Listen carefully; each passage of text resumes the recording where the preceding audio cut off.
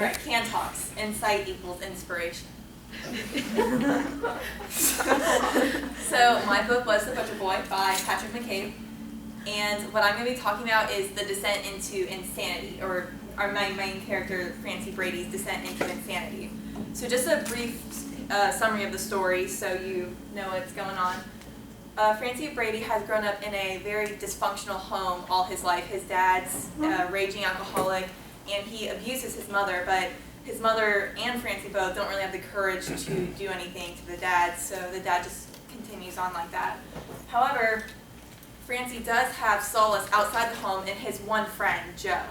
And him and Joe are best friends, two little boys doing what little boys do.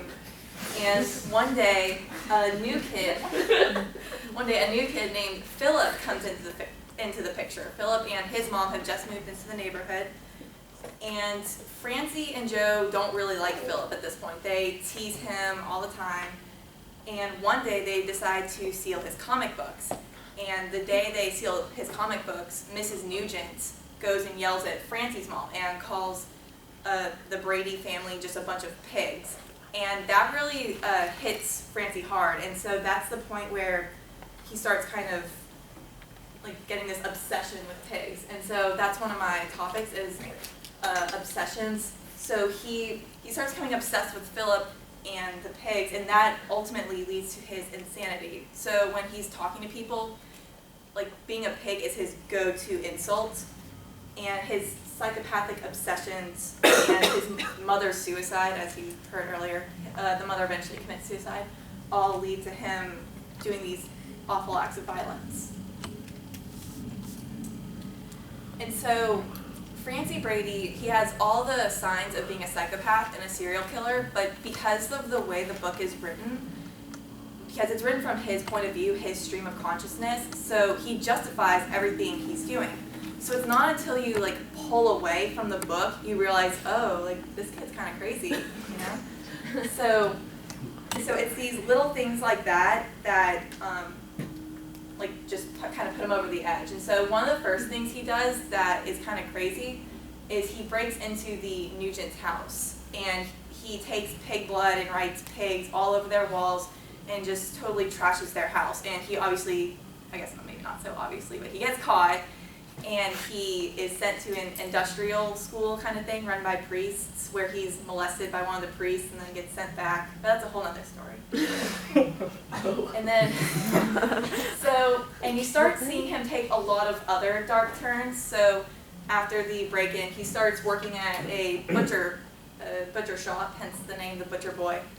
And even the head butchers and all the workers are kind of freaked out by Francie because he just slaughters pigs with no remorse, and everyone's like, oh, who is this guy?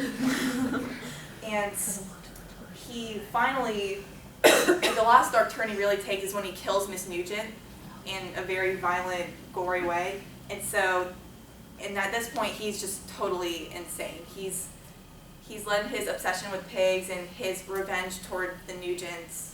It's gone too far at this point, and so this is the point you realize, wow, he is a psychopath. He's really been brought up in this weird, awful way. And so he's finally put in an insane asylum. And he's finally put in this insane asylum where psychiatrists are doing all these tests on him, trying to figure out what went wrong with it in his life, things like that. And this is important, and this insanity part is important because when you read the book, you're kind of dragged along in the insanity. You don't realize he's becoming insane until you finally pull away from the book and you're like, oh, that's not normal. So what Patrick McCabe is doing is he's showing you the fine line between sanity and insanity, because obviously we're all sane people, but when we're reading about Francie Brady, it's okay, well, this is justified, and then he finally does something and you're like, oh, I guess it wasn't justified.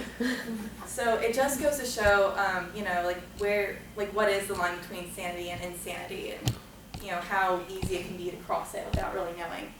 And so although this was a fantastic book, I wouldn't put it in the curriculum just because it's very similar to both Frankenstein and Clockwork Orange, which are already in the curriculum. So adding it to the curriculum wouldn't really, it'd just kind of be a repetition.